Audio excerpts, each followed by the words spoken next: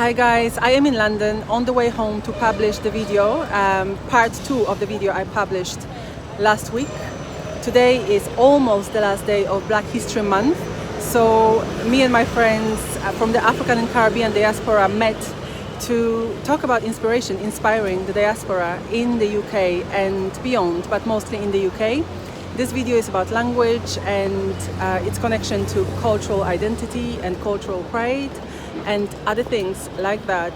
So I hope you enjoy it. If you haven't watched part 1 yet, you might want to start there. Nina, you wanted to talk about creating space for dialogue and reflection. Diaspora stories encourage critical discussions around race, identity, and belonging. In the current climate, how can we use these narratives to open up meaningful conversations about historical and contemporary struggles for equality? That's a big one as well. Nina? There is unfortunately an absence of Black and diaspora stories, in a formal education. I myself went through an educational system, which did not cover Black history at all. Black history of Europe. I only recently watched a documentary about that, and I was fascinated to find out that it dates back as far as 15th century. I am familiar with names such as Medici, for example, and Medici family. You learn about that as part of European history lessons at school, but you do not learn that one of the Medicis was actually a mixed race person, right? And sorry to interrupt. So I feel like we are digressing a little bit, but it's okay. Okay. So both Nina and I are mixed race. We did not grow up in the UK, so we are celebrating the Black History Month in the UK. But I think it would be good just to mention that you grew up where? In Europe. I grew up in Slovakia. Yeah. And that's a very unusual experience for myself as well, because both Slovakia and Poland are almost 100% Caucasian. There are many narratives that basically turn ethnic minorities into strangers in different places, even in the UK, like this kind of like newcomers that just came and they didn't contribute much, but they actually contributed lots. And what helps to show that is all these stories, because mainstream education will not show you that.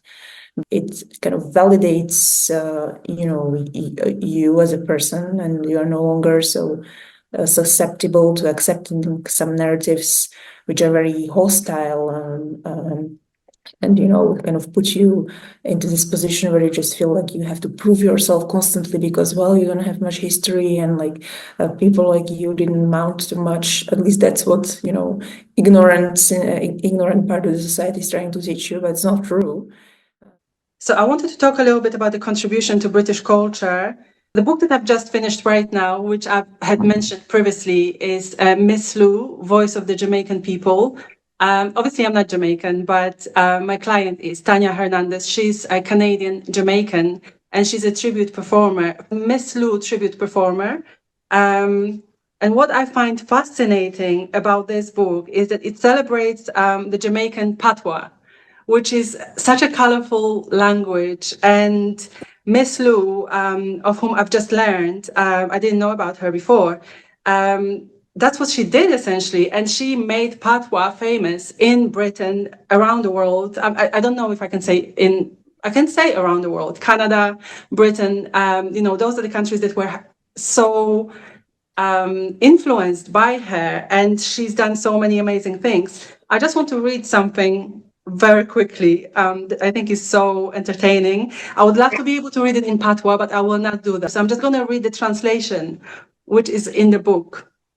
And this is about Auntie Rochi, Miss Lou's alter ego. She used her to say things she didn't want to say directly. She just used Auntie Rochi to say those things. Okay, so this says, my Auntie Rochi said it boils her temper and vexes her whenever she hears anybody calling her Jamaican dialect a corruption of the English language. If that's the case, they should call the English language a corruption of Norman, French, Latin, and all the other languages that English is derived from. Do you hear the word derived? English is a derivation, but the Jamaican dialect is a corruption. How unfair. We derive too. Auntie Rochi said that if the Jamaican dialect is a corruption of the English language, then it's also a corruption of the African language, Twi. In other words, the Jamaican dialect emerged from the relationship between African languages and English. Later, it developed under the influence of other languages of indentured laborers from Asia and Europe. It is not a corruption of any other language. Oh no. Who can forget the epic poem Colonization in Reverse? Does anybody know this poem, Colonization in Reverse? Ward, Winston? No, I don't know it at all. Okay. I'll just say one thing. You didn't ask a question, but I'll mention that Lou sounds like a Jamaican lady named Louise Bennett. I'm not sure if it's her. That's right. That's her. Is it Louise Bennett? Yes, that's right. Louise Bennett Coverley. Mm-hmm. Oh, right. Okay. I'll look out for that book then, because I've always had an interest in Louise Bennett. I didn't meet her, but I know some of the work that she did, and a very influential woman who used her Jamaican patois to and made it very popular in an entertaining but very serious way at times. Absolutely, absolutely. And that's the influence. And she wasn't even British, and yet she had such a huge impact on the UK, even apart from Canada and the US, maybe the US not as much, but she wasn't even British. No. She was celebrated here in the UK. And I mean, and this whole thing with, English is a derivation, but then Jamaican is a corruption. How unfair. You know what I mean? It's how true, though, how true. Doesn't surprise me. And I really want to read this very short verse from the poem, but it's patois, so I'll butcher it, I promise, but I'm still going to read it anyway. Okay. What a joyful news, Miss Matty. I feel like me heart going burst. Jamaica people colonizing England in reverse. So essentially when she brought patois to the world, it was like colonizing England in reverse. I mean, this is so powerful to me because, again, names, language, surnames, those are the things that are taken away from you when people want to steal your identity. They will take your name and they will take your language. Yes. Okay, what else do we have here? I'm getting too excited, so I need to calm myself down. We had Bola, we had Nina, Ward, and Winston. So Ward and Winston, you also wanted to talk about creating space for dialogue and reflection. I feel like do you feel like you've covered that fully, or do you want to add more? I think we've somewhat covered it, but in terms of identity, I think, again, one of the things I think that our book actually will provide is an identity of people where we came from after slavery. And I think it's something that is really so powerful that I think any person that feels that they're in an environment where they're trying to get ahead, the hardships that, both social as well as economic hardships. And here you had the story of a people that actually, started with absolutely nothing. And in light of that hardship, they got ahead, they built their families. It's just the level of progress, the resilience of the people that I think really stands out to me. Absolutely. So we are planning to publish the Fitz Village story by the end of the year. That's right. Yes. Mm-hmm. Harry, are you still there? I am indeed listening intently. I think that these diaspora stories are essential because, as Uncle Winston said, it opens critical discussions about race, identity, and belonging. And they kind of serve as catalysts for those meaningful conversations about historical or contemporary struggles for equality, And, believe it or not, these are still the struggles that we're having to this day. I'll always go back to the Met where I worked for 11 years. I've had grown adults come into my office who were of Black African, Black Caribbean heritage and of Asian heritage, and they would cry because they were so frustrated at the way they were treated, the biases that they faced. And to be honest with you, when I was junior, these were some of the same conversations I'd have with Uncle Winston. So by engaging these narratives, audiences can reflect on their own biases, learn from others' experiences, and maybe then we can work towards a more equitable society. The dialogue is key to fostering understanding and cooperation amongst what we can term in London as very diverse communities. Absolutely. And it's important that we tell these stories, if I may add to that. Otherwise, others will tell them for us. And who knows what they might say. And so we need to get our stories out there. And in order to change the narrative that is out there already. So we must create these records, biographies, and explore the journeys of African and Caribbean families through literature or use of social media platforms, whatever. But we must find ways of getting these stories out there. We don't tell them, somebody else will tell them for us. Absolutely. I really, what just came to me, I'm looking for the proverb, the African proverb, based on what you just said, Winston. Yes, until the lion learns how to write, every story will always glorify the hunter. Wow, I love that. That just came to me when you were saying, because it's exactly what you said. If we don't write these stories, somebody else will, and they will write those stories through their lens. Precisely. And why should they try to write them for us? It's not to their benefit or to write. Not to our benefit. Mm-hmm. It's not to our benefit for them to write favorably about us. No. Or they will write it in the way they want to write it. I think this is such a powerful proverb. That's what came to me when you were sharing what you were sharing. I'm going to read it again. Until the lion learns... I can't read anymore. What's happening? Until the lion learns how to write, every story will always glorify the hunter. Absolutely. I love that. That is brilliant. Yes. Mm-hmm. Great. And okay. So, Dorene,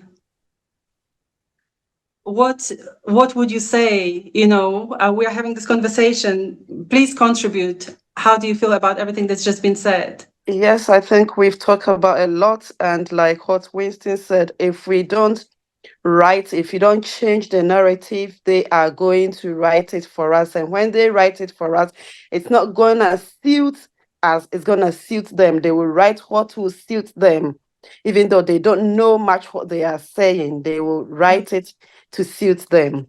I'm coming from the perspective as a parent as well. How do we encourage this in our children? Yes. So at home, I think as a parent, like we should talk about our cultures to these children. We should show them. I personally share most of the things about Ghana to my children. I take them to Ghana for them to experience the Ghanaian culture. I take them to Ghanaian programs so that they will learn something, for them to explore the culture, the values, and everything about my culture. I know they were born here. There are different stories that will be told to them in classroom, the teachers, and sometimes I feel for them because it's like I'm telling them this, and they go to the classroom, the teacher also tell them a different story, and you see the children battling with these ideas. Which of them should we take? Is it what mom or dad told us at home? Is it what the teacher and children, our teachers are always right. But still, we should not leave it like that. We should inculcate our culture in the children through dressing, through food, through activities. Language. Yes, everything for them to accept who they are, no matter what. That is their culture. Yes. Mm. So whatever, one way or the other, that we can instill in them their culture, their background, their heritage, we shouldn't stop, even though they are bombarded with different type of narrative. They are bombarded with different types of stories which are not true. We shouldn't give up. We should continue to let the children know that yes, this is where they come from and this is their culture. And it is beautiful, it is acceptable, it is nice for them. Yeah. So I think that is Celebrate. Absolutely. Absolutely. Wow. I just wanted to touch on inspiring future generations because I think that's a powerful bit. And if I go back to when Lord Kitchener came off the Windrush and he played that song, London is a Place for Me, it held a different meaning for me when I moved to the UK. It held a different meaning for me when I got on the plane and I moved back to the Caribbean and I really internalized the words. The resilience and the creativity that is expressed in our diaspora stories are so powerful. They're sources of inspiration for young people. It was a source of inspiration for me. And persons like you, Uncle Vincent, are my role models because you've navigated challenges, you've made significant contributions. And what it has done is it's cultivated a pride for me and my heritage, and it made me feel empowered to pursue my own aspirations. So I'd say that these narratives encourage young people not only to embrace their cultural identities, but also to contribute positively to society, reinforcing the ideas that our backgrounds are a source of strength. This is why when I was in London as a DCI, I'd go around to the schools, I'd go to the hospitals, I'd speak to people, I'd show them, look, we can achieve, we have achieved. I was born in Barbados. I'm proud of my Caribbean heritage, but I'm also proud to be British and to be part of the British society, and both can exist in harmony. Mm. Oh, I think that's so powerful, actually. I think that's so powerful because that's the point of contention. There's always, there does not have to be a battle between those two identities, right? That's one of the reasons why my channel is called Afropean. Like I'm both African and European, and it's okay. Mm. It's perfectly fine. You don't have to be just one thing to be okay. You don't have to be confused. You don't have to be, at war with yourself just because you have more than one identity. Like that makes who you are.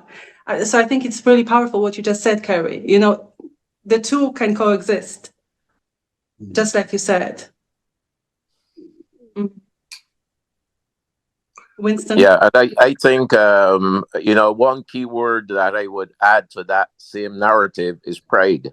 And when you know about your heritage and the strength of those that came before you, and again, it doesn't matter whether it's from one area or another or from several. I think having pride in that, knowing where you came from, that gives you the strength. And when you know how others have navigated their path in adversity and got ahead, then I think that actually just helps those younger generations to move forward with that word, pride. Yes.